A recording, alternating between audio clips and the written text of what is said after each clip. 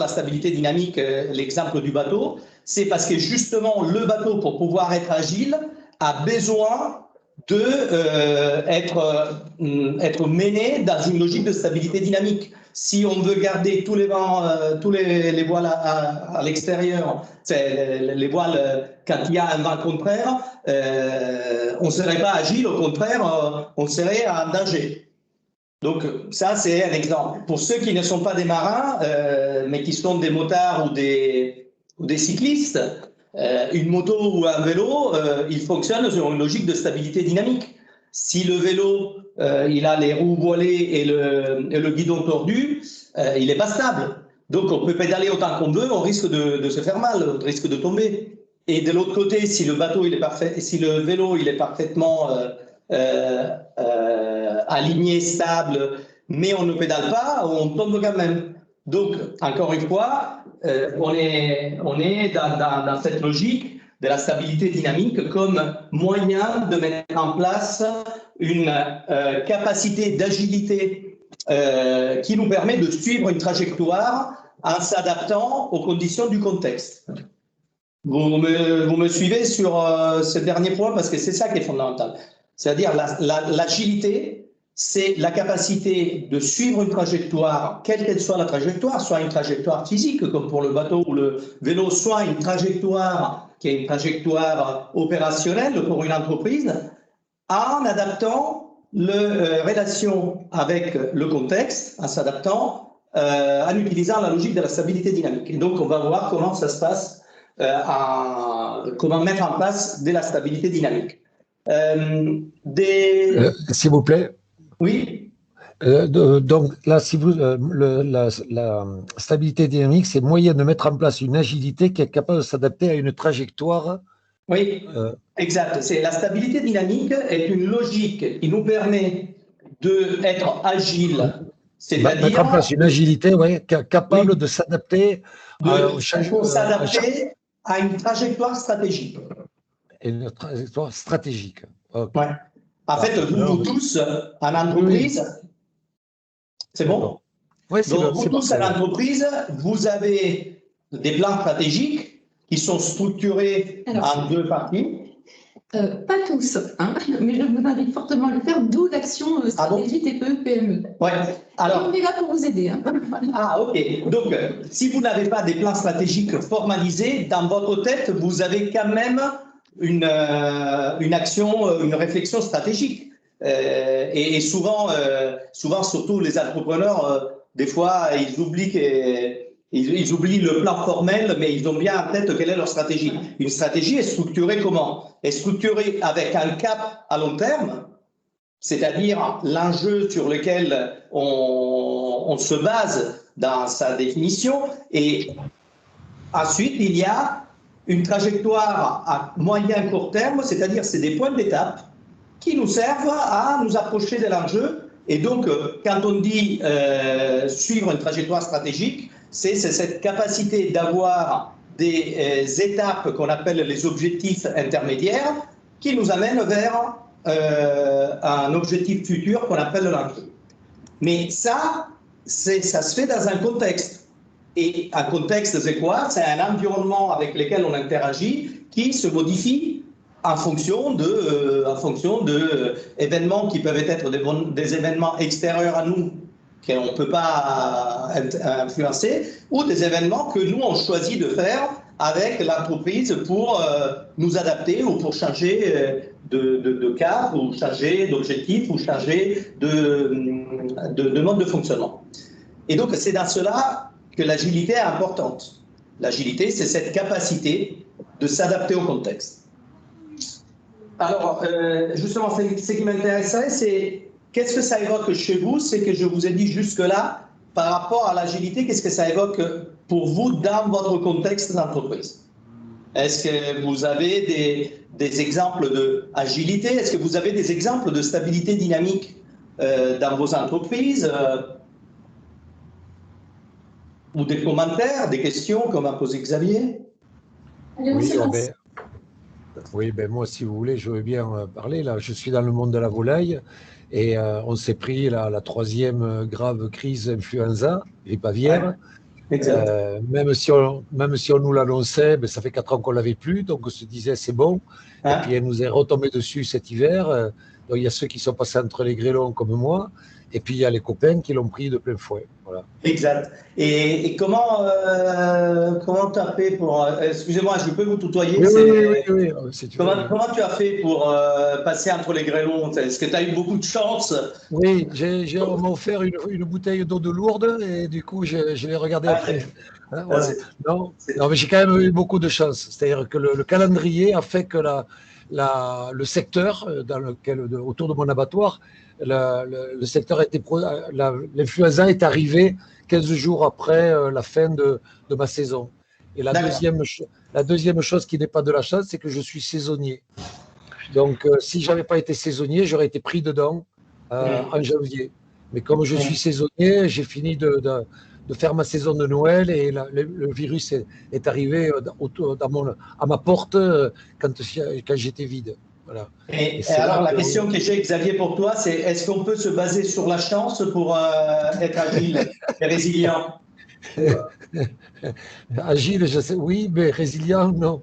Oui, mais à force de se poser des questions sur la chance, de se dire j'ai de la chance, un jour ça tombe mal et là l'agilité disparaît. Est-ce qu'il y a d'autres suggestions ou peut-être de réflexions que vous avez sur...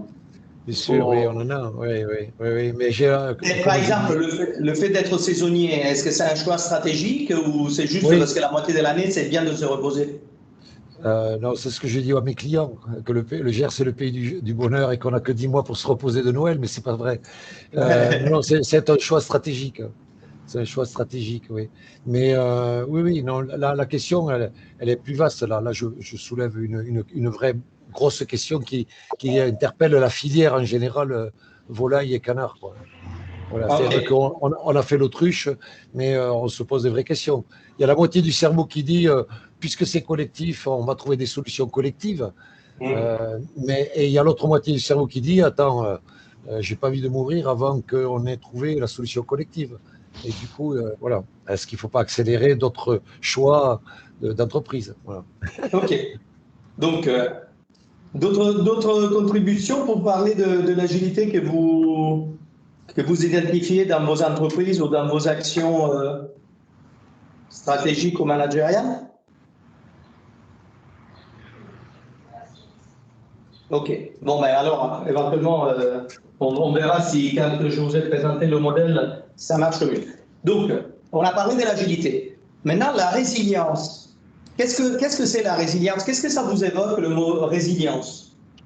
Bon, apparemment, Xavier, il est résilient parce que il a réussi à passer entre les gouttes et son exploitation, elle continue d'avancer. Et les autres alors? Les autres qui subissent le gel, la grêle, etc. Là. La résilience, c'est un mot aujourd'hui très à la mode, n'est-ce pas? Et pour moi, c'est une capacité à résister. On parlait plus de résistance par le passé, sur la durée peut-être. Je définirais peut-être comme ça. Ok. Moi, Boris Cyrulnik. Exactement. C'est, pardon? Boris Cyrulnik. Ah si, Boris Cyrulnik. Mais justement, il y a une différence entre la résilience et la résistance. Et c'est une différence importante. La résilience, c'est la capacité à se reconstruire. Exactement. Exactement. C'est-à-dire la résilience, c'est la capacité à reconstruire des ressources après avoir été mis en situation de difficulté. Donc, effectivement, la résilience est une caractéristique du corps humain, parce que si on te casse un os ou si on a une blessure, ben, on se reconstruit. Tandis que la résistance est principalement une caractéristique des matériaux. Et donc, par exemple, l'acier, il est très résistant à la compression et le verre, il est très résistant à l'incision et tout ça. Mais la résilience, ça a vraiment cette caractéristique importante, c'est la capacité de se reconstruire. Et comment on fait pour se reconstruire? La résilience en général, pour ceux d'entre vous qui ont lu Cyrulnik ou même sans l'avoir lu, à votre avis, c'est quoi? Pour se reconstruire, il faut quoi? Est-ce qu'on peut avoir de la résilience tout seul? Non, il faut un entourage et une cible, à mon avis. Exact.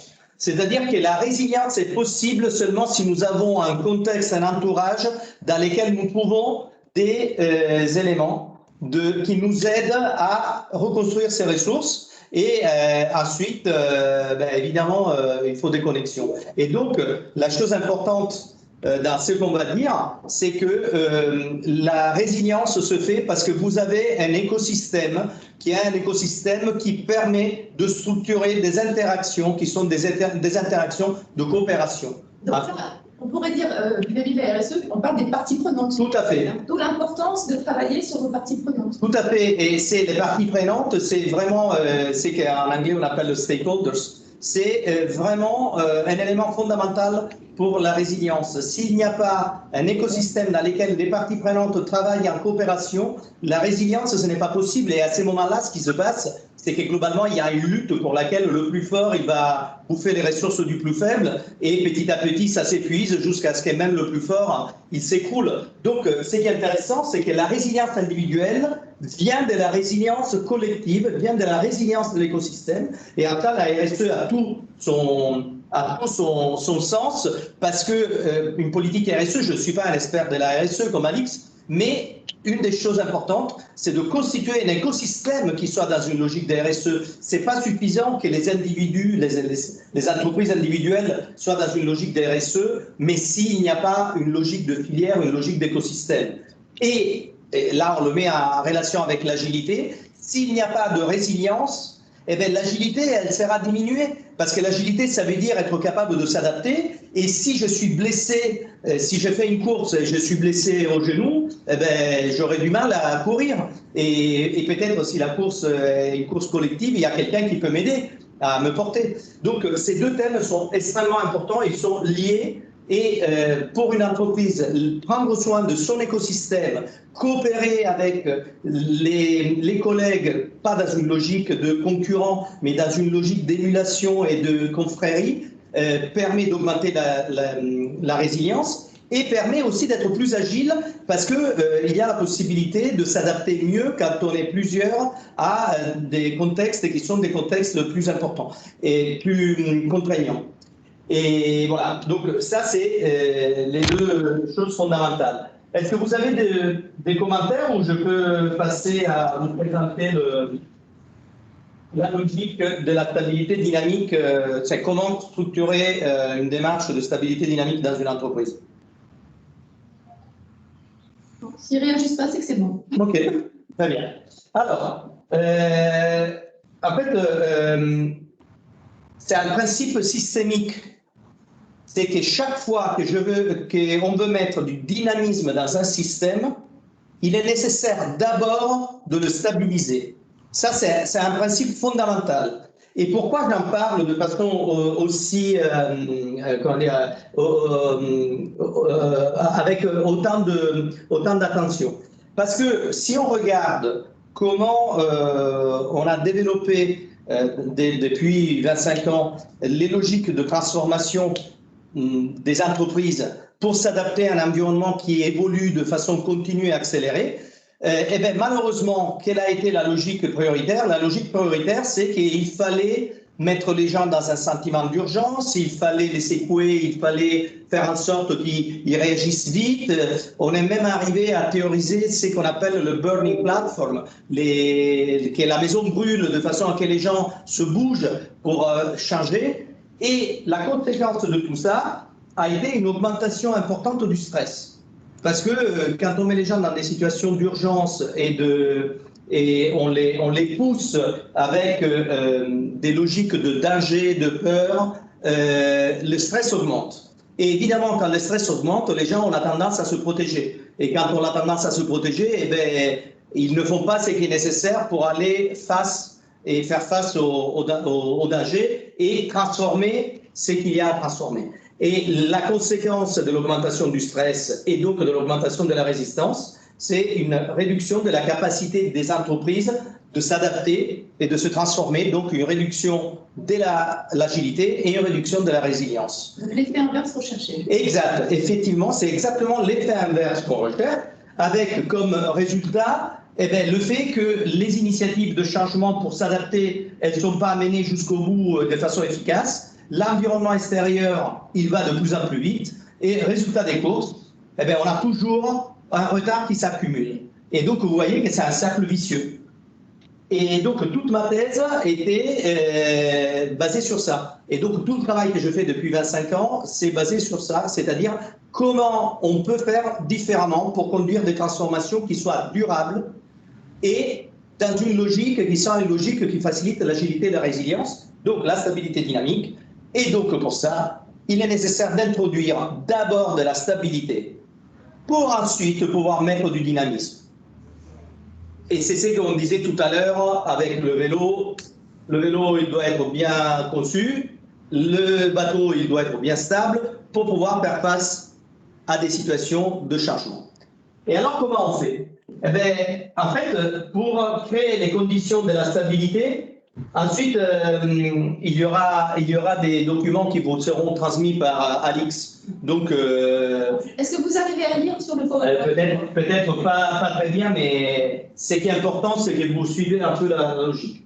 Le premier élément de stabilité, on l'a dit tout à l'heure, et si on reprend l'exemple du bateau, le premier élément de stabilité, c'est d'avoir un cap.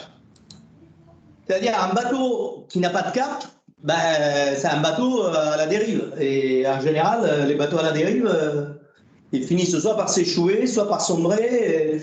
Il y a nécessité d'avoir un cap et qu'il y a un skipper qui garde ce cap. Et d'ailleurs, c'était Sénèque qui disait « il n'y a pas de bon vent pour celui qui ne sait pas où aller ». C'est-à-dire que la fortune, ou la chance, comme en parlait Xavier tout à l'heure, bon, elle aide ceux qui vont la chercher, mais avoir de la chance sans savoir où aller, des fois, c'est pas forcément arriver là où on veut vraiment arriver.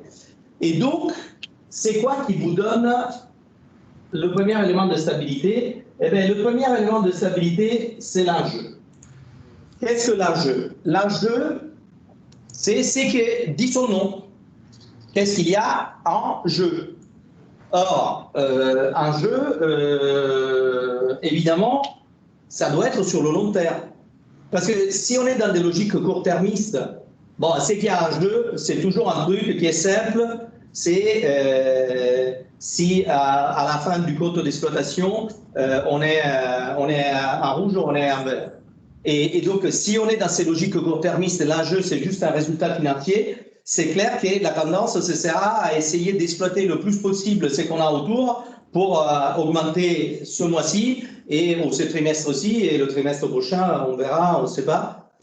Et vous comprenez que c'est des stratégies, mais ce sont des stratégies de très court terme qui, malheureusement, surtout dans un secteur comme le vôtre, sont des stratégies qui peuvent être destructrices de valeur. Donc, la question, c'est qu'est-ce qui est en jeu sur le long terme? Le cap, un peu loin. Et dans ça, la RSE, elle joue tout son rôle, parce que la logique de la RSE, Alix, tu me confirmes, c'est une logique de long terme. Exactement, puisque c'est la contribution des entreprises au développement durable. Donc, c'est en fait se développer tout en préservant l'environnement et le social.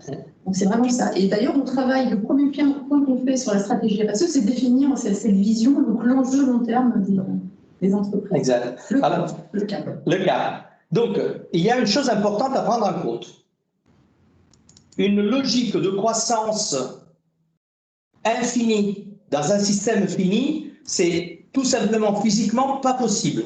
Ça, de toute façon, il faudra se le mettre en tête un jour ou l'autre. On ne peut pas envisager de dépenser à l'infini des ressources pour croître à l'infini, car les ressources sont limitées du fait que notre Terre est limitée. D'ailleurs, le jour du dépassement de l'empreinte écologique se rapproche d'année en année, il intervient de plus en plus tôt. Exact. Et donc, en fait, la logique de long terme, c'est de se poser la question, comment je fais pour faire en sorte demain d'avoir au moins autant de ressources qu'aujourd'hui et peut-être un peu plus en cas de coup dur. C'est la logique du budget du bon père de famille ou de la bonne mère de famille. Donc, l'enjeu, c'est ce que je vois sur le long terme. Ce qui est important à prendre en compte, c'est qu'il y a une différence entre l'enjeu et la vision. La vision, c'est le cadre général. Mais ce n'est pas parce que vous avez une vision que votre enjeu, il est clair. Alors, si je peux faire une blague, souvent les gens qui ont des visions finissent à l'hôpital psychiatrique. Et si, avec vos collaborateurs, avec vos collègues, vous parlez tout le temps de votre vision, mais il n'y a pas clairement le cap qui est donné par l'enjeu, la vision peut être géniale, mais on ne sait pas comment y travailler dedans. Donc, l'enjeu, c'est l'expression du risque. Et là, je vais rentrer dans une chose qui est extrêmement importante, c'est que le mot risque, ça évoque quoi chez vous? Et je voudrais des réponses. Quand on parle de risque, ça évoque quoi?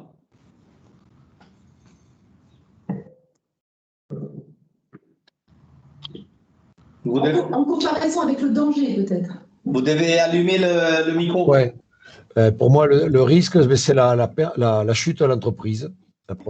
Le risque, c'est la chute de l'entreprise. OK. Mais le risque, c'est un danger, mais qui n'est pas encore avéré. OK. Le risque, c'est un danger qui n'est pas encore avéré. Quelqu'un d'autre? Bonjour. Du coup, le risque pour moi, ce serait la direction vers laquelle on ne veut pas aller. D'accord. C'est ce qu'on chasserait le plus, voilà. Alors, bon, trois réponses, le même constat. Pour vous, risque, c'est associé au danger. Donc, ça veut dire que vous achetez jamais des billets du loto parce que vous ne voulez pas risquer de gagner.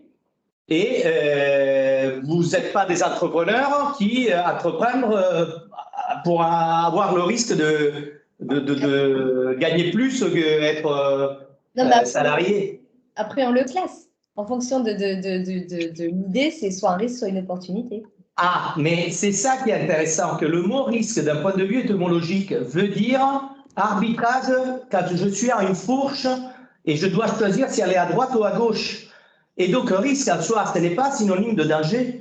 Le risque, ça veut dire je dois arbitrer stratégiquement si aller à droite ou aller à gauche, sachant que si je vais à droite, ben, il y a des opportunités et des dangers, et si je vais à gauche, il y a des opportunités et des menaces. Donc, en fait, quand vous faites de la gestion de risque, vous faites simplement de la gestion stratégique des arbitrages. Et quand vous parlez de l'enjeu, vous devriez être à même de mettre en évidence quelles sont les opportunités à poursuivre ce cap et quels sont les dangers à poursuivre ce cap. Et à cela, la logique de la RSE, ce n'est pas exclusivement une logique de réduction des dangers du non-développement, c'est saisir les opportunités. C'est saisir les opportunités en développant de la RSE, de pouvoir s'ouvrir à des marchés qui peut-être ils ne seraient pas ouverts si on n'avait pas fait ça, de préserver des ressources que peut-être un jour on a besoin, de construire un écosystème plus résilient. Des partenariats. Et je voudrais vraiment vous inviter à ça, c'est-à-dire que si aux gens on donne quand on parle de la stratégie de l'entreprise, on leur parle en négatif, eh bien, ils ne verront que les problèmes. Tandis que l'enjeu, c'est vraiment être capable de mettre en évidence avec les gens qu'il y a des opportunités à poursuivre. Et que pour poursuivre ces opportunités, il y a nécessité de structurer des modes de fonctionnement, d'organisation, des choix managériaux dont la RSE fait partie. Donc, j'espère que dans ce cadre-là, vous comprendrez que l'enjeu, c'est vraiment ce qui vous guide quand vous faites un long voyage. Mettre d'abord quelles sont les opportunités et ensuite dire quelles sont les menaces, ça permet d'avoir cette vision qui est la vision binoculaire, c'est-à-dire de mettre dans la balance et pouvoir choisir des arbitrages. Mais si on se prive d'une partie de la vision, et donc par exemple si on se prive de la partie de la vision RSE, eh ben, c'est comme un borgne qui veut conduire une voiture à toute vitesse. Si vous avez déjà essayé de conduire une voiture à toute vitesse en vous couvrant un œil, je peux vous dire que vous allez dans les choux très vite parce que vous n'avez pas cette capacité de vision profonde. Donc, définir l'enjeu. Or, puisque j'accompagne beaucoup de comités exécutifs, de comités de direction, de groupes projets, mon plaisir, quand je les fais travailler sur l'enjeu, parce qu'ils ont des interrogations stratégiques, organisationnelles, managériales, c'est de prendre ces comités de direction, comités exécutifs de 10 personnes, leur demander d'écrire quel est l'enjeu de la mission qu'ils sont en train de… Chacun écrit sur le post-it, et ensuite, je rencontre les post-it et je les lis. Et à votre avis, qu'est-ce qu'il se passe? C'est pas le même. Sur 10 post-it, C'est pas aligné. ils ne sont pas alignés. Sur 10 post-it, il y a 10 réponses différentes. Or, imaginez-vous qu'est-ce qu'il se passe si, dans une entreprise, l'enjeu n'est pas défini de façon suffisamment claire, explicite, structurée, et surtout, s'il n'est pas mis en communion d'une façon simple. Chacun tire de son côté. Et si chacun tire de son côté, ben, on dépense beaucoup d'énergie et on tourne en rond. Ou au mieux, on s'éparpille. Donc, vous voyez, cette dimension de l'enjeu est vraiment fondamentale. C'est se poser vraiment la question, est-ce que pour nous, c'est clair? Et je rajouterais que quand vous mettez en évidence un enjeu, par exemple, si je reprends l'exemple de Xavier, qu'est-ce qu'il est en jeu pour toi, Xavier, dans ton entreprise sur le long terme? Et la réponse, elle ne peut pas être la survie, parce que la survie, ce n'est pas un enjeu, c'est juste simplement une obligation presque biologique. Qu'est-ce que tu vois être les opportunités? Qu'est-ce que tu vois être les menaces? Alors, les opportunités, c'est créer en permanence, dans mon produit, parce que j'ai deux activités, là je vais parler d'une seule des deux activités, celle de Tradition des Coteaux, c'est l'abattoir de volailles festive à Noël, saisonnier. Oui.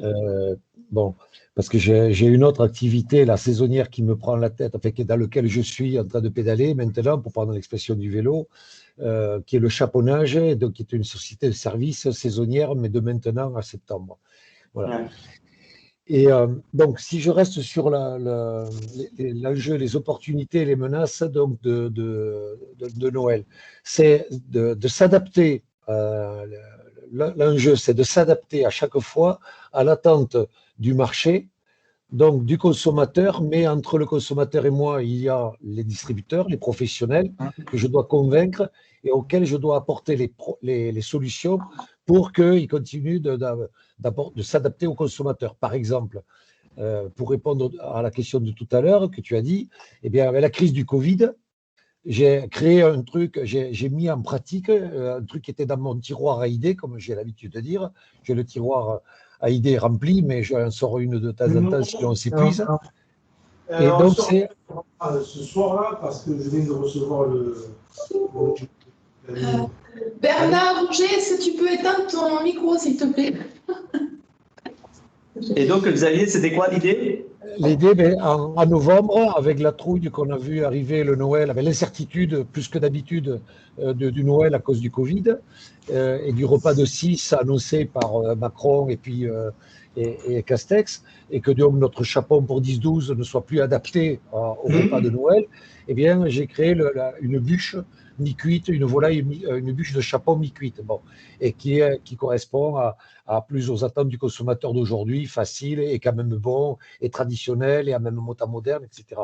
Donc l'opportunité, c'est ça, c'est de dire on ne reste pas, on ne reste pas sur nos acquis, sur les produits traditionnels, puisque mais on va être à l'écoute, on ouvrira les oreilles, et à un moment donné, si on trouve une opportunité pour s'adapter, pour diversifier, paf, on la saisit. Et le danger, c'est comment il peut être reçu par le marché. Le danger, c'est que je ne sois pas capable de créer le produit, de le faire de façon rentable, puisque je suis artisan. Par exemple, ce produit-là, c'est la première fois que je mets le doigt dans l'engrenage de l'agroalimentaire pur, puisque j'étais sur un produit brut. Et là, tout d'un coup, je suis obligé de sous-traiter la partie fabrication, et je ne suis pas performant dans la partie transformation. hein, du produit.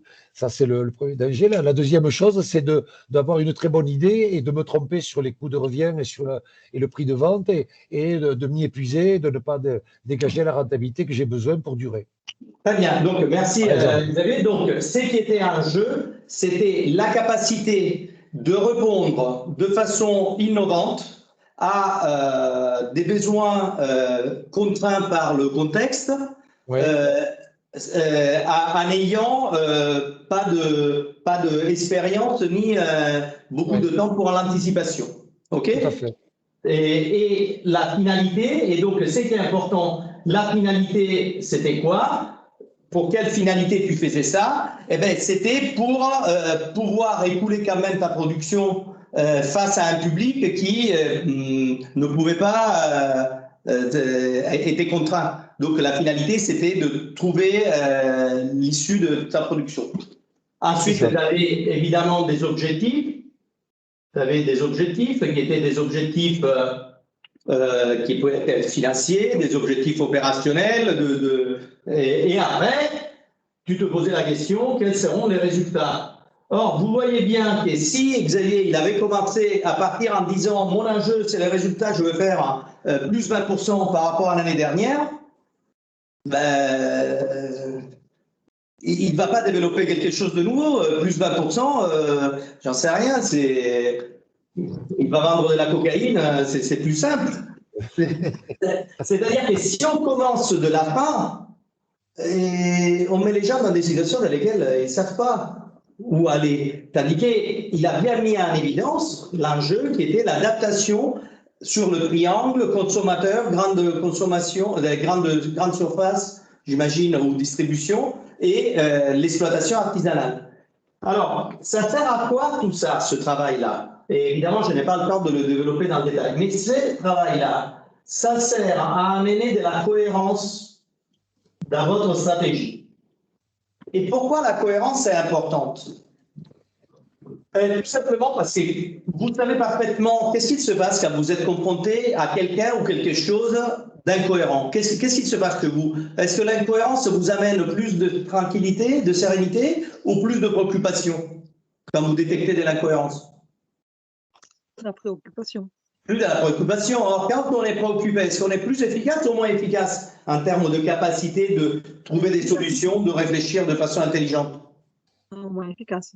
Voilà. Et donc, vous voyez pourquoi cet premier élément de stabilité est si important. Parce que ça permet d'apporter à vous-même, mais aussi à vos salariés, mais aussi à vos partenaires, mais aussi à votre banquier, mais aussi à vos clients, à vos fournisseurs, à tout le monde, de la cohérence qui est le premier élément de stabilisation. Et si on n'est pas cohérent, tout le reste, ça part en sucette. Et c'est les mêmes logiques d'un bateau. S'il n'y a pas de cohérence entre les gréements et la direction et l'orientation du gouvernail et tout le reste, le bateau, il coule, ou il se retourne, ou il part dans tous les sens. Donc, premier élément de stabilité, travailler sur l'enjeu. Alors, je peux vous assurer que travailler sur l'enjeu, c'est peut-être l'exercice le plus difficile que doit faire un chef d'entreprise. Surtout s'il doit le faire tout seul. Parce que quand on se met là et qu'on essaye de réfléchir à un jeu, en général, on est un peu enfermé. Donc le fait d'être dans un écosystème, le fait d'être accompagné par des personnes comme Alix, qui... Comme Alessandro d'ailleurs. Oui, merci, mais qui vous donne un regard de l'extérieur. Le fait d'échanger avec des gens qui ne sont pas forcément dans votre secteur peut vous aider à avoir cette vision un peu plus large, cette perception un peu plus large de quelles peuvent être les opportunités, les menaces. Et donc, il est vraiment important de s'ouvrir. Et c'est pour ça qu'un écosystème, il est fondamental. C'est pour ça que construire cette dynamique de coopération écosystémique est fondamentale. Et si on a une base comme la RSE, qui est une base commune, évidemment, ça va plus vite.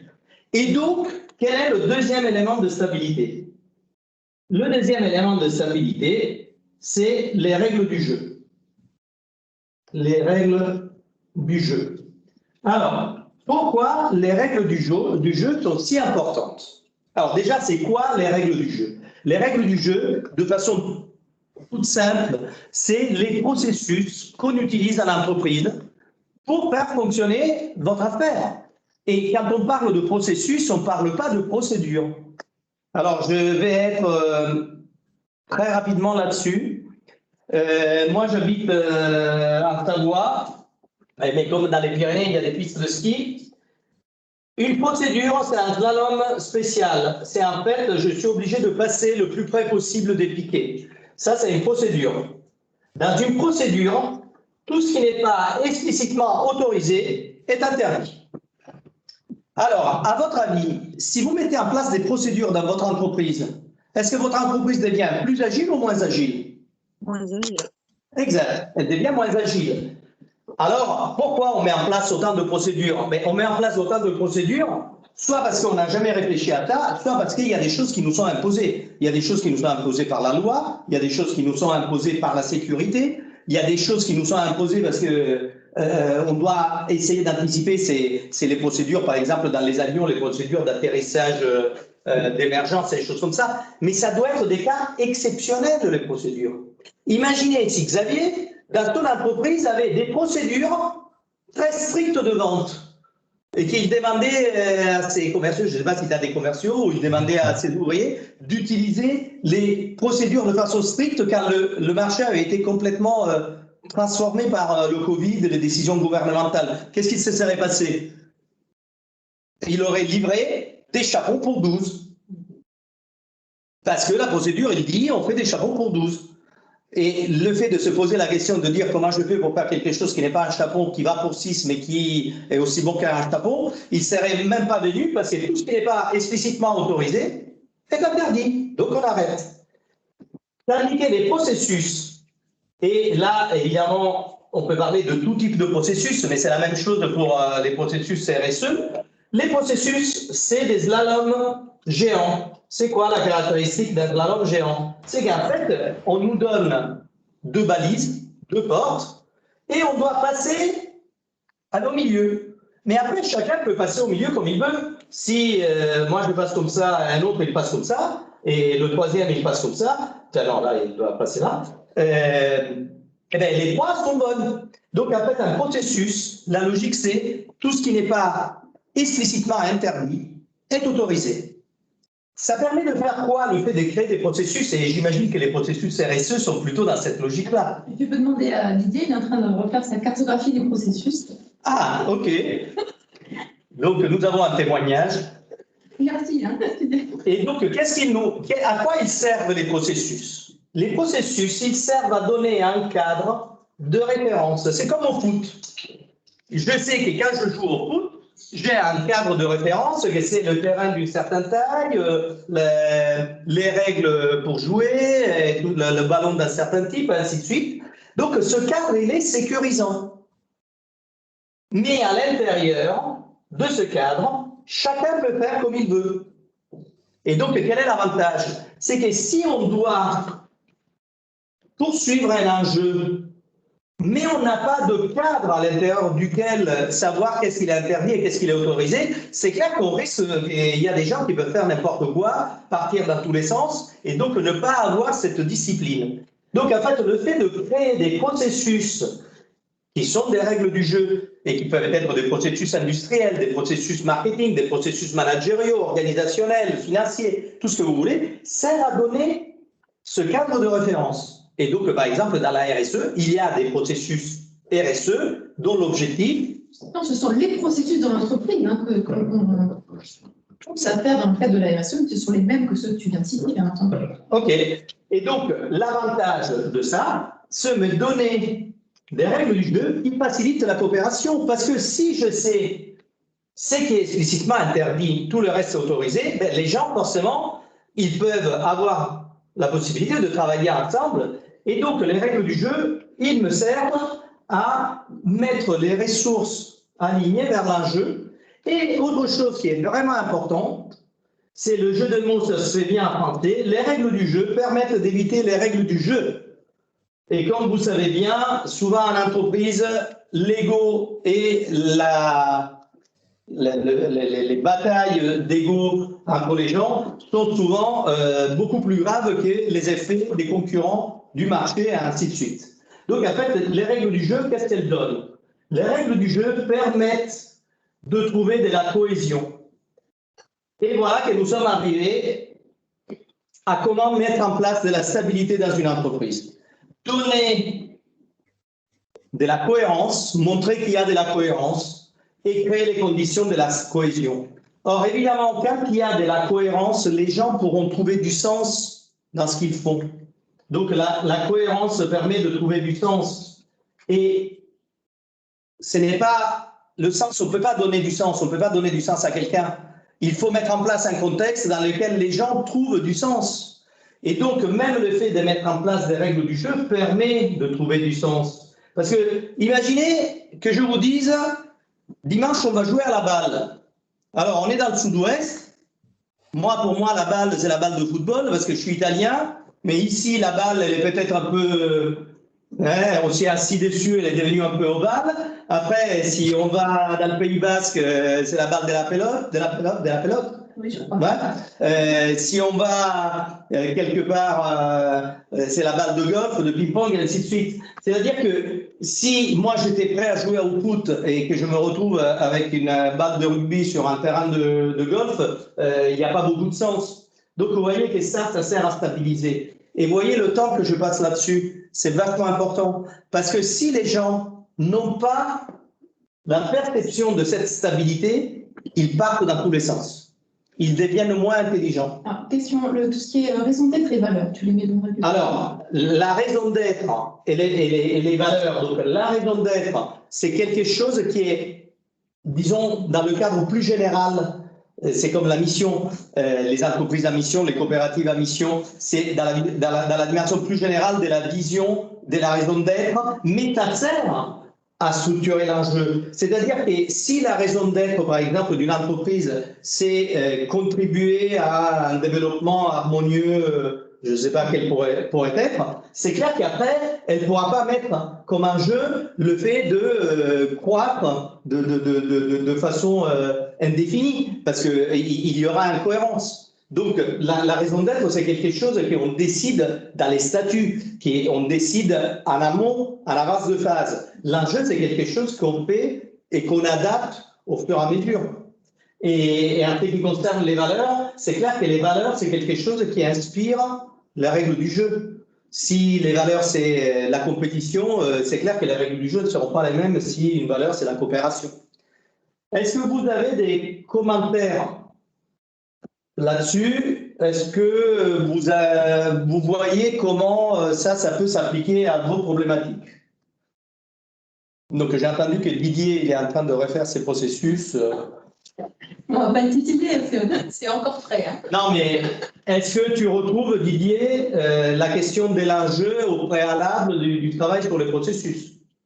Oui, ça montre bien qu'il ne faut pas donner forcément au service qualité la mise en place des processus. La différence de processus et procédure, je trouve, et l'image du Shalom est très, très percutante. Ok, merci. Non, mais... Et par rapport à l'enjeu? Non, mais j'apprécie la mise en perspective. Pour l'instant, il réfléchit. Ah, ok, d'accord. Okay. J'essaie d'agir un petit peu. Non, mais par rapport à ce que tu viens de présenter. Voilà. D'accord. Et quelqu'un d'autre, des commentaires par rapport à ça? Vous avez des interrogations sur comment l'appliquer chez vous? Parce qu'encore une fois, tu as un modèle. On est là pour commencer. C'est un parcours en plusieurs étapes. Donc, vous trouverez plusieurs étapes. Monsieur Bouvier, Jean-Pierre Papy ou d'autres, ou Nathalie Boigeau? Non, mais je pense que c'est quelque part construire. Moi, c'est souvent cette image des fondations de la maison, quelque part. Hein. Tout à fait. Tout à fait.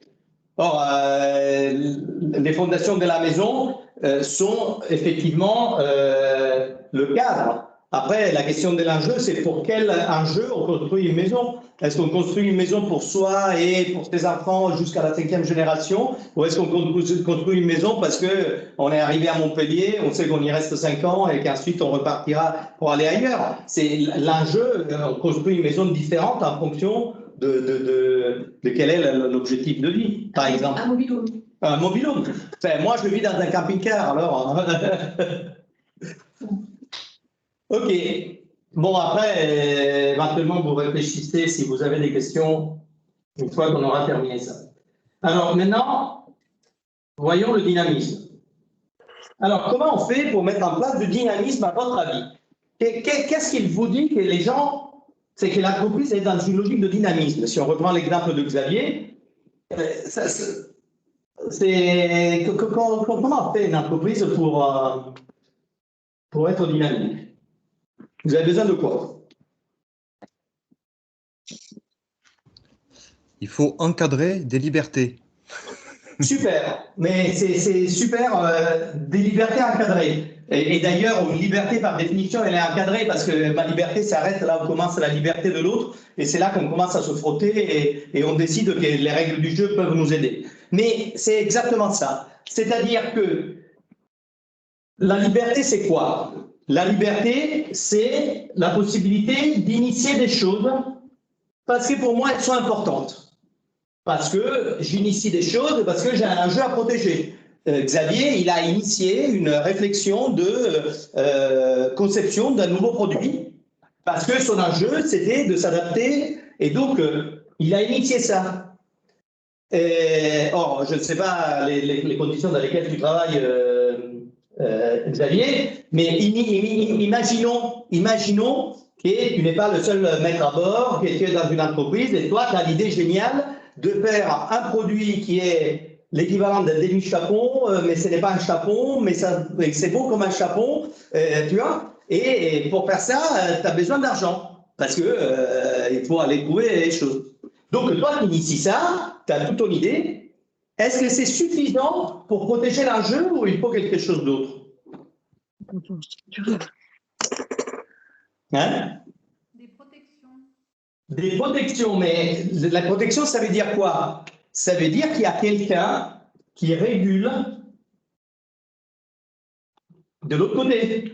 S'il était dans une entreprise un peu structurée, dans laquelle lui, il était le responsable de l'innovation, mais il y avait un responsable de la fraude, un responsable de la finance et tout ça, il se peut que lui, il arrive avec son idée de chapon qui n'est pas un chapon pour 6 personnes, machin, et qu'il y a quelqu'un qui commence à réguler en disant ouais, mais nous, on ne l'a jamais fait, on ne sait pas faire. Ou pour faire ça, il faut beaucoup d'argent, un test, et ainsi de suite. C'est-à-dire que la liberté encadrée dont parle Simon, c'est le fait qu'il y a quelqu'un qui initie, mais il y a quelqu'un d'autre qui régule. Et ça, c'est le fonctionnement d'un système. Si vous observez des gens danser en couple, eh bien, il y en a un qui guide. C'est moi. Voilà, exact. Mais si Alix, elle guide, moi, je dois quand même réguler un petit peu parce qu'il se peut que je ne sois pas aussi bon qu'elle pour danser et que si elle guide et je ne régule pas un petit peu, je me laisse entraîner et après, soit je les massacre les pieds, soit je me fais mal parce que je tombe par terre. C'est-à-dire que c'est inévitable que si vous voulez poursuivre l'enjeu, il y a quelqu'un qui initie, quelqu'un qui régule. C'est la même chose qui se passe dans un bateau. Le skipper initie quelque chose, mais s'il veut que les voiles soient baissées dans un temps trop rapide, ben, il se peut que les gens qui sont au vérin, ils ne sont pas capables d'aller assez vite, donc ils régulent la modification des gréements. Initier et réguler, c'est le troisième élément de stabilité, c'est la logique de la systémique. Et c'est de là que vient l'agilité. L'agilité vient de la capacité d'avoir une organisation dans laquelle il y a des gens qui initient et des gens qui régulent. Mais ça ne veut pas dire qu'ils sont tous dans le même sens. C'est-à-dire que quand un directeur financier, par exemple, il réduit des budgets face à de l'innovation, ce n'est pas qu'il va contre l'innovation, c'est juste que s'il ouvre les vannes et que l'entreprise se retrouve à crise de liquidité, il n'y a plus d'innovation, il n'y a plus rien. C'est-à-dire que lui, il régule pour pouvoir maintenir la trajectoire. Donc, vous voyez, c'est important ça. Et cette logique, c'est la logique de l'autonomie. C'est-à-dire, il est nécessaire que les relations entre les gens, pour qu'il y ait du dynamisme dans l'entreprise, soient dans une logique d'autonomie. Or, l'autonomie, ce n'est pas la caractéristique d'une personne. Moi, je ne suis pas autonome. mais je suis à un niveau d'autonomie par rapport au porteur d'enjeu parce que je contribue à ça. Dans l'exemple que nous sommes en train de vivre, c'est Alix qui porte l'enjeu de ce programme. Moi, je suis un contributeur et on a une relation dans laquelle, puisqu'Alix, elle me connaît, parce que ça, c'est des choses que je manœuvre, que j'utilise régulièrement, elle m'a laissé une autonomie plutôt élevée. Complètement. Mais avant d'avoir cette autonomie élevée, elle m'a expliqué, elle m'a fait comprendre comment ça fonctionnait pour vous, la structure ici à l'Aquitaine. Elle m'a donné un cadre. Hein? En Occitanie, ah, pardon. Et donc, quelque part, au début, l'autonomie, elle était moindre. Une fois que j'ai compris, après, elle m'a laissé de l'autonomie et là, je suis en train de vous parler en roue libre. Mais vous voyez, ça, c'est vachement important parce qu'en fait, si vous arrivez à mettre en place ça, vous allez réussir à avoir quelque chose qui est extrêmement important, qui est de la performance. En fait, la performance vient par la capacité des gens de travailler en autonomie, dans une logique d'initié régulée, mais dans le cadre de règles du jeu qui sont établies, et tout ça pour l'objectif de protéger l'enjeu, c'est-à-dire poursuivre les opportunités et se protéger des menaces. Et donc, vous voyez que c'est important ça. Et donc, pour faire ça, il y a j'ai développé tout un modèle quand j'ai appelé management contextuel par l'autonomie, dans lesquels on peut, de façon assez simple, définir des modes d'interaction et comprendre quel est le meilleur mode de fonctionnement dans la relation entre un porteur d'un jeu et quelqu'un qui contribue. Donc, ça, c'est le troisième élément de stabilité. Mais donc, ça veut dire investir sur des méthodes managériales. Les gens, ils ne savent pas manager comme ça, inné. On l'apprend, et ça s'apprend, et ça se structure. Et tout le monde doit avoir un peu le même langage. Si on fait ça, on a de la performance. Est-ce qu'aujourd'hui, il est suffisant d'être performant? Est-ce qu'aujourd'hui, il est suffisant que les volailles de Xavier soient des volailles qui respectent les principes de la législation, qu'elles soient produites en quantité, tout ça? Est-ce que c'est suffisant? C'est valable aussi pour d'autres qui veulent intervenir sur le vin, sur les pommes, sur autre chose. Hein. Oui, bien. Moi, j'ai saisi l'occasion de Xavier, mais... Vous vous rendez compte qu'aujourd'hui, qui n'est pas performant, de toute façon, il est mort. Donc, quand on parle de performance, on parle de la capacité d'être efficient et de répondre aux standards du marché, à minima. Donc, ça raconte que ça, c'est pas suffisant. Il faut quelque chose d'autre. Qu'est-ce que c'est qui fait vraiment que votre stratégie peut faire la différence? Vous avez besoin de poursuivre quelque chose qui s'appelle... L'engagement. L'engagement, c'est quelque chose qui sert un peu partout. C'est-à-dire l'engagement sert à poursuivre l'enjeu, à respecter les règles du jeu, à travailler dans l'autonomie. Mais si vous êtes performant, ce n'est pas suffisant. Qu'est-ce que tu aurais cherché, Xavier, avec ta volaille et non-volaille? Non, ta volaille et non-chapeau. De la... Être compétitif et exact, c'est-à-dire de la compétitivité. Qu'est-ce que c'est la compétitivité? La compétitivité, c'est la capacité de proposer quelque chose qui est unique par rapport aux autres, qui est suffisamment différenciant. Nous sommes d'accord? Il y a quelqu'un qui a un micro?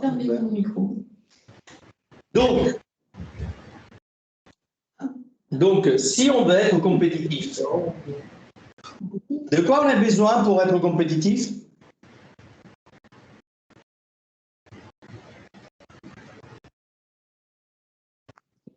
Est-ce que vous avez...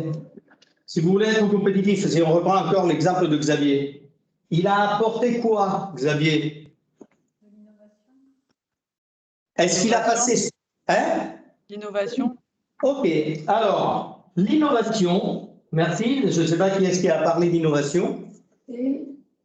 C'est Linda. Ah, ok. Linda, L'innovation, c'est ce qu'on obtient à la fin de tout ça, c'est la logique de l'innovation continue.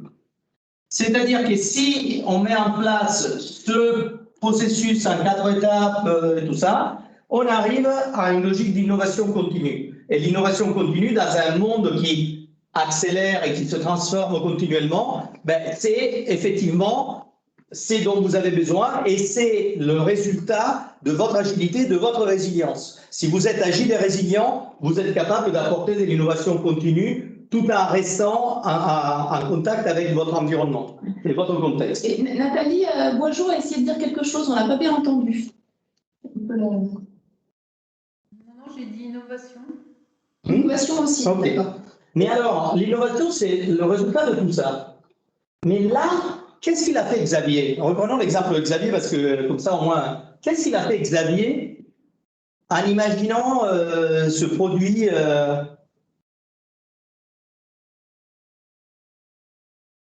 Créativité. Alors, la créativité, c'est l'outil que tu as utilisé. Mais disons, quand tu te retrouvais au mois d'octobre, début novembre, enfin octobre, disons, avec l'épée de Damoclès d'avoir un confinement avec 6 personnes maximum et toutes ces choses comme ça, tu étais face à un problème, n'est-ce pas? Oui, oui. Qu'est-ce qui s'est passé? Qu'est-ce qui se serait passé si tu avais focalisé sur le problème? Si tu avais passé du temps à penser à ton problème?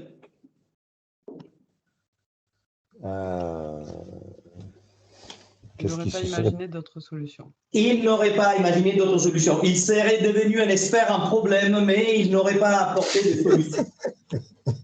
N'est-ce pas? Et donc, le quatrième élément de stabilité, de dynamisme, c'est un état d'esprit qui soit orienté vers la solution et pas vers le problème. Orienté solution. Ça veut dire quoi? Il faut quand même analyser le problème pour trouver les solutions. Alors, justement, c'est une belle croyance d'ingénieur. Non, mais pardon. Là, c'est une belle croyance d'ingénieur parce que dans un monde simple, linéaire, on peut trouver une relation de cause à effet entre deux choses. Mais si on prend un monde qui est complexe, dans lequel les choses sont toutes entrevêchées et c'est un plat de spaghettis. Tout dépend ce qu'on entend par problème, parce que pour moi, problème, c'est trouver ce qui gêne d'atteindre un état souhaité à partir de l'état actuel. Donc, vu comme ça, c'est pas forcément négatif le problème. Oui, et en même temps, ce qui gêne pour aller d'un état souhaité, d'un état actuel à un état souhaité, il se peut que ce qui gêne, c'est tellement subtil et tellement multidimensionnel que tu ne peux pas vraiment l'identifier. Et ça, tu as une chimiste, tu as travaillé dans la chimie, tu sais bien qu'il y a des systèmes chimiques ou des systèmes physiques dans lesquels ce n'est pas possible. Et si on regarde les situations d'une entreprise, est-ce que vous pouvez me dire pourquoi on s'est retrouvé avec le Covid? Quel était le problème?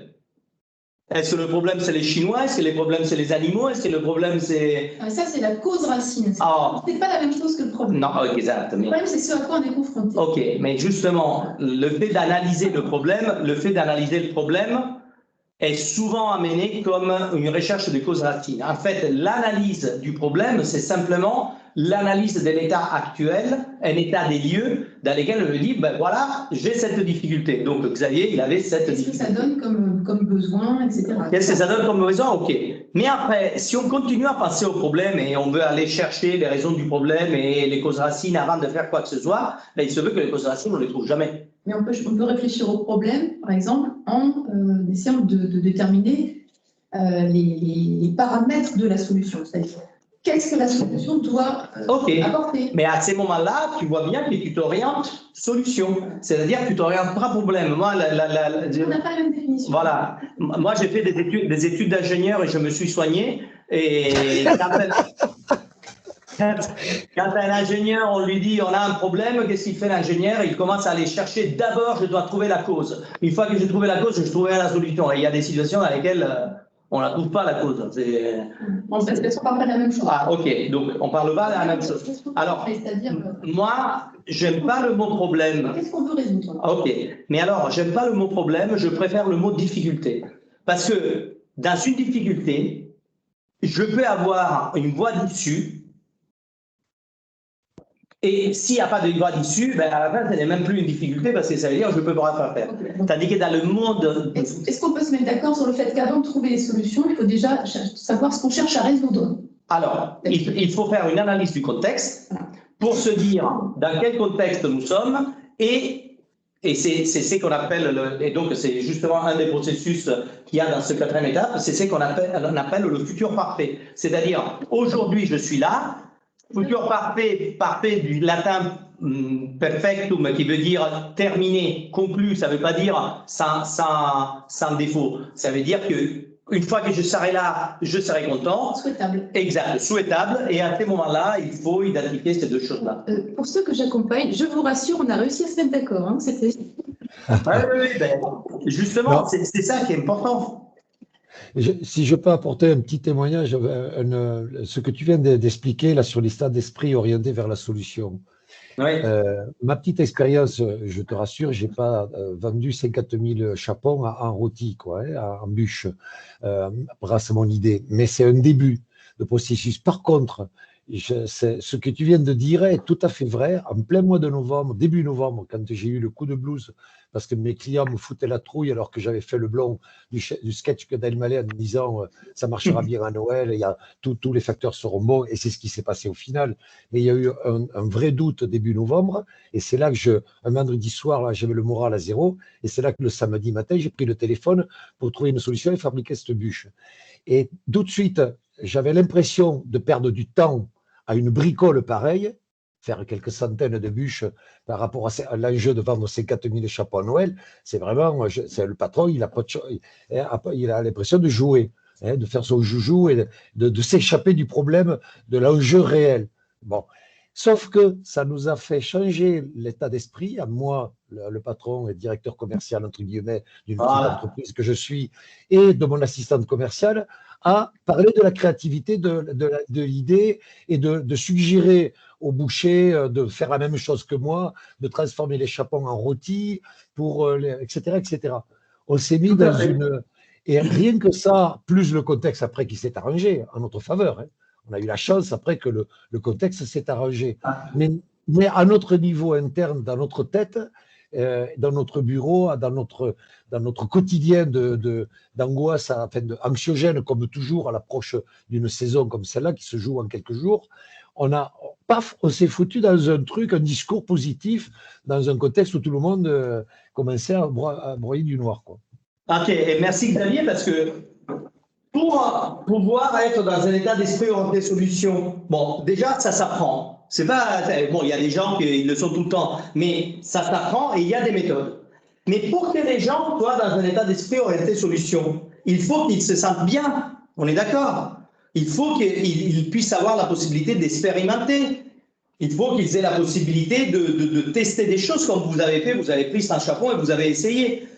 Donc, ça veut dire que pour que ça soit possible et que ça rende possible l'innovation continue, il est nécessaire que ça soit possible. C'est-à-dire que cette idée de liberté-contrainte dont parle Simon, le fait d'initier et réguler soit possible. Donc, ça veut dire que les gens doivent apprendre à fonctionner comme ça. Mais pour que ça soit possible, il est nécessaire qu'il y ait des règles du jeu qui soient des processus dans lesquels on dit tout ce qui est explicitement interdit, mais que tout le reste est autorisé. Mais pour que ça soit possible, il faut savoir où est-ce qu'on veut aller. Et il faut qu'il y ait quelque chose qui donne de la cohérence et dans lequel les gens puissent trouver du sens pour pouvoir se mettre en utilisation des ressources maximales plutôt que de se bloquer et essayer de se protéger. Donc, vous voyez que tout ça, il y a un alignement qui est un alignement de cohérence et que c'est en faisant ces 4 étapes que j'arriverai à développer de l'agilité parce que j'aurai clair quel est le contexte et quelles sont mes marges de manœuvre et j'arriverai à développer de la résilience parce que c'est justement le fait d'utiliser les ressources que j'ai pour aller de l'avant qui est le terrain d'entraînement de la résilience.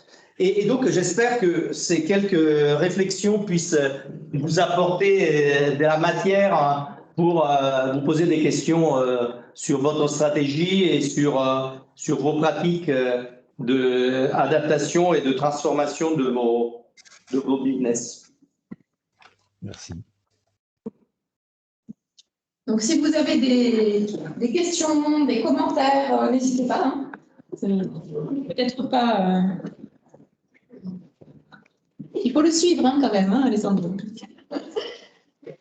Après, juste pour terminer, ça, c'est un processus qui sert de cadrage pour toute une série de processus qu'il y a à l'intérieur. C'est-à-dire que le travail sur l'enjeu se fait avec toute une série d'outils. Le travail sur les règles du jeu se fait avec toute une série d'outils. Et la même chose pour l'autonomie, la même chose pour l'orientation solution. Et après, la même chose pour la structuration de l'innovation continue. Ça, tout ça, je l'ai développé dans mon doctorat. Et après, je l'ai développé dans mon activité. C'est ce que j'ai fait au quotidien. Et c'est des choses dans lesquelles, petit à petit, on rentre en profondeur. Et donc, c'est des processus qui demandent du temps. L'agilité et la résilience, elles ne se font pas avec une baguette magique de la fée clochette. Il faut du temps, exactement comme les démarches RSE, il faut du temps.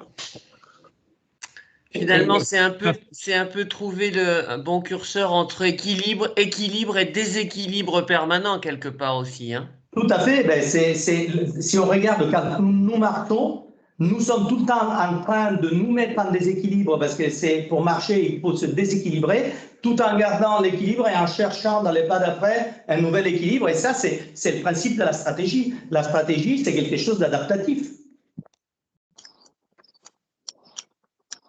Tout à fait. Oui, Jean-Pierre Papy, bonjour. Bonjour. Nous avons eu la chance, donc moi je suis de la coopérative vinicole en Roussillon. On a eu la chance de travailler beaucoup avec Alix sur la mise en place de notre stratégie RSE depuis quelques années. J'ai beaucoup apprécié votre présentation et j'ai retrouvé des tas de choses intéressantes. Alors, quand on a travaillé avec Alix sur la définition des valeurs, entre autres, nous avions choisi l'agilité comme valeur pour notre COP. Et effectivement, la démonstration que vous faites là et la construction met en perspective des tas de choses qu'on essaie de faire. Alors, on est souvent des messieurs Jourdain, on fait de la prose sans le savoir. Ouais. C'est très intéressant de voir les concepts que vous avez développés là qui illustrent ce qu'on essaie de faire en réalité. Il y a des mots qui m'ont marqué moi sur la cohésion et la cohérence, bien évidemment, sur le fait de se réinventer tous les jours et d'être dans la poursuite en fait de cette innovation continue avec tout ce qu'il est nécessaire de faire pour mobiliser les équipes. Alors effectivement, l'analyse, l'arbre des causes quand on a un problème, c'est aussi un exercice auquel on se livre souvent. C'est vrai que si on passe trop de temps à se concentrer sur les problématiques, on oublie finalement d'inventer la solution du pas suivant. Donc, je suis très en synergie avec votre mode de pensée. Merci. Merci.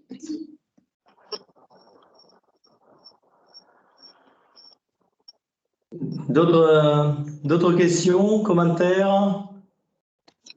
Un commentaire, ouais, tu as dit que ça ne se faisait pas avec une baguette magique, ça ne se fait pas non plus avec une baguette tout court. Ah ouais. C'est bien, voilà, c'est bien un état d'esprit d'entreprise et c'est vrai qu'en interne, je parle souvent de l'esprit de solution, mais ce que je trouve très intéressant, toute la mise en perspective voilà, structurée qu'il y a dans l'approche et bon, je trouve ça très constructif, très structurant, voilà. Merci. Merci. Un petit mot de mon côté, si vous voulez bien. Oui, rebonjour. Du coup, moi je suis directeur de la société Apimab Laboratoire à Clermont-Lérault et on fait des produits de santé, produits de beauté à partir des produits de la ruche. Donc les produits de la ruche, effectivement, c'est quelque chose que tout le monde connaît, plus ou moins, et arriver à innover dans ce domaine-là, il faut quand même se triturer un petit peu les méninges. Et j'ai souvent tendance à dire que quand je suis en phase de recrutement, je ne recherche pas des ingénieurs, parce que des ingénieurs, j'en ai plein qui m'envoient leur CV, je recherche des ingénieux, et sans forcément avoir le diplôme qui va avec. Et je trouve, c'est pas parce que c'est moi qui dis ça que je trouve que c'est bien, hein, mais c'est que ça reflète vraiment que c'est un état d'esprit d'entreprise et de chacun des membres d'une équipe. Et c'est vraiment ce qui est compliqué quand on laisse la liberté à certaines personnes de trouver les profils humains qui vont bien pour saisir justement l'opportunité de profiter de cette liberté pour prendre cette petite dose de risque qui est nécessaire pour aller vers l'innovation continue. Voilà. Alors, sur ça, si je peux me permettre, je ne sais pas si ça c'est à distanciel à cause du Covid ou c'est parce qu'en général vous le ferez en distanciel, mais ce dont tu parles, Simon, c'est cette capacité d'avoir cette ouverture d'esprit et des choses comme ça, ça vient aussi des pratiques personnelles. Et donc, si jamais un jour ça vous intéresse, si Alix elle pense que c'est utile, c'est de vous montrer comment des pratiques elles peuvent être utiles. La cohérence cardiaque, c'est parmi ça. Je recommande. Et parce que effectivement, si on veut, et là je vous dis juste 2 mots parce que je trouve que c'est important. D'un point de vue neurobiologique, et là bon, j'ai fait des études d'hypnose, donc j'ai étudié la neurobiologie, l'anatomie et tout ça. D'un point de vue neurobiologique, si on veut que les gens soient créatifs, on doit créer les conditions de la détente et du plaisir. Ce n'est pas possible d'être créatif si on veut aller vite et dans la douleur. Et donc, je trouve que cette logique de l'entreprise qui a besoin d'ingénus et pas d'ingénieurs, les 2 mots, il y a le génie dedans. Mais le génie, il naît parce que je suis dans une condition dans laquelle il peut s'exprimer. Et donc, je trouve que ça aussi, l'innovation continue, puisque c'est un processus qui demande du temps, si on veut que les gens aillent vers l'innovation continue, on doit leur donner le temps et on doit faire en sorte qu'ils trouvent du plaisir dans ce qu'ils font. Et pour trouver du plaisir dans ce qu'ils font, il faut qu'il y ait de la cohérence, il faut qu'il y ait de la cohésion, qu'ils se sentent stimulés et qu'en même temps, ils puissent expérimenter.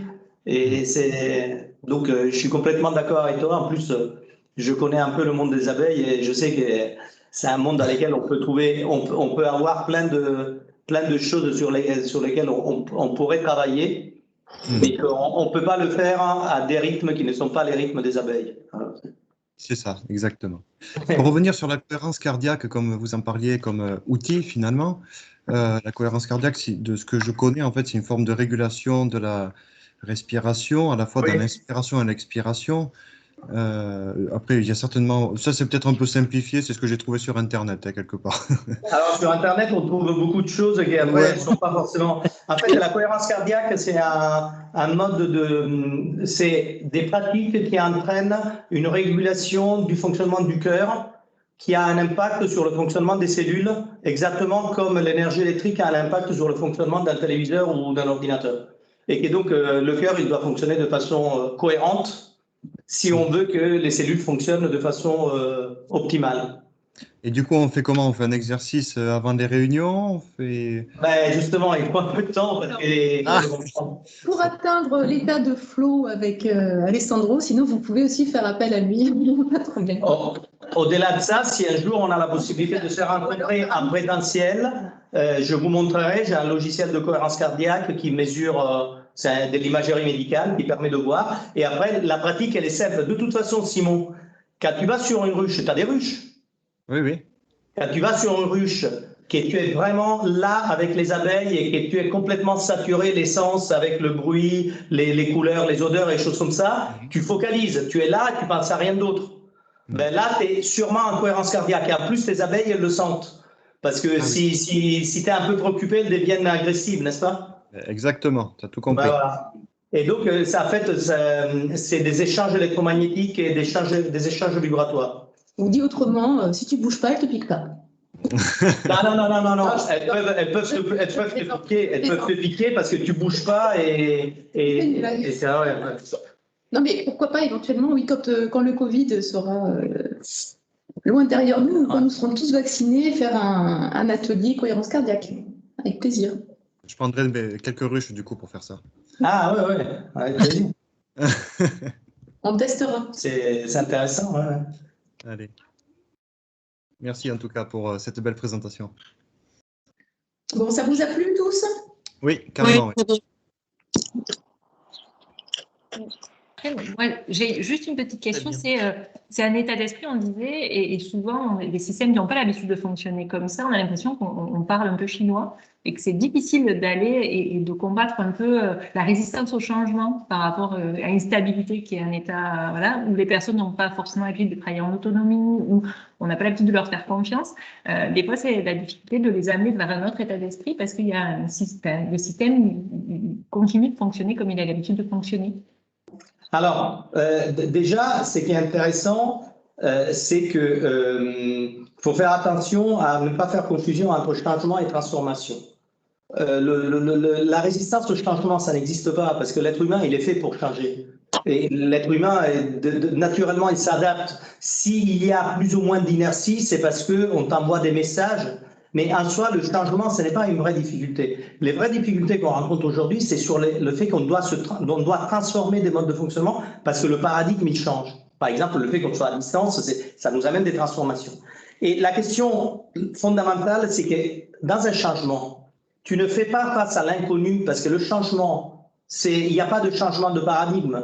Quand tu dois changer, le paradigme reste le même. Statistiquement, tu sais comment ça va se passer, plus ou moins.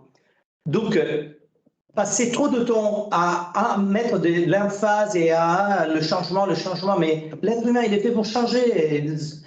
Par contre, la vraie difficulté, c'est les transformations, parce que la transformation, tu es fait face à l'inconnu. C'est ça qu'on est en train de vivre aujourd'hui. On ne peut pas savoir. Et donc, en ça, il est fondamental l'état d'esprit du dirigeant. Parce que c'est comme dans une ruche, le dirigeant, il envoie des vibrations et il envoie avec sa voix, avec ses postures, il envoie des signaux qui sont perçus par les gens autour. Et si le dirigeant, il est dans un état de déséquilibre, d'agitation, il croit être agile, mais en réalité, il fait confusion entre vitesse et précipitation, il est tout le temps en train de s'agiter, et il croit être résilient, mais en réalité, il est vraiment muré dans ses certitudes et il fait preuve de dureté, ben c'est clair qu'il transmet ça. Et vous travaillez avec le vivant, vous savez parfaitement que quand on travaille avec le vivant, il y a des échanges qui se font, qui sont des échanges qui ne passent pas par la tête. Et donc, c'est à ça aussi qu'il est important, c'est-à-dire que toute cette logique, elle peut être mise en place si le dirigeant, au préalable, il l'a fait pour lui-même. C'est-à-dire s'il s'est posé des questions sur qu'est-ce qu'il est vraiment en jeu pour moi dans ma vie, quelles sont mes règles du jeu et dans quel cadre je joue, à quoi je m'autorise en termes d'initiative et qu'est-ce que j'accepte qu'on régule au niveau de ma famille, comment j'ai fait pour m'orienter vers la solution. S'il l'a fait pour lui, il sera un émetteur beaucoup plus efficace pour les autres. Et la médecine, ce qui est génial, c'est que la médecine, avec les avancées que l'on a aujourd'hui sur l'imagerie médicale, avec la médecine quantique, elle est en train de démontrer toutes ces choses. C'est qu'il y a des choses qu'on croyait être des croyances, et en réalité, par exemple, le charisme, on parlait de cohérence cardiaque, le charisme, il a été démontré que c'est la synchronisation des cœurs, parce que les cœurs émettent des radiations électromagnétiques, et ce n'est rien d'autre que Tout s'explique. Que de la synchronisation électromagnétique sur les fréquences, et que ça passe aussi par la voix. Et donc le charisme, il n'est pas de là, il naît de là. Donc ceux qui ont un pacemaker, est-ce qu'ils ont plus de charisme? Non, parce que le pacemaker, il régule, mais il fait pas battre. Il fait battre, mais avec. Mais donc. Ta question, Karine, ton observation, elle est extrêmement importante. Je trouve que si déjà le dirigeant, il se met dans la configuration d'être un peu comme Xavier, c'est dire, OK, le vendredi, j'avais le moral dans les chaussettes, et le samedi, ben, je me suis remis d'aplomb et en avant, et il a communiqué ça à ses équipes. Et aussi l'autre chose que je voudrais vous transmettre, parce que pour moi c'est important, je crois qu'on est victime de croyances hallucinantes. Puisque le monde change et se transforme de façon accélérée, il faut courir derrière et se transformer de façon accélérée. C'est n'importe quoi.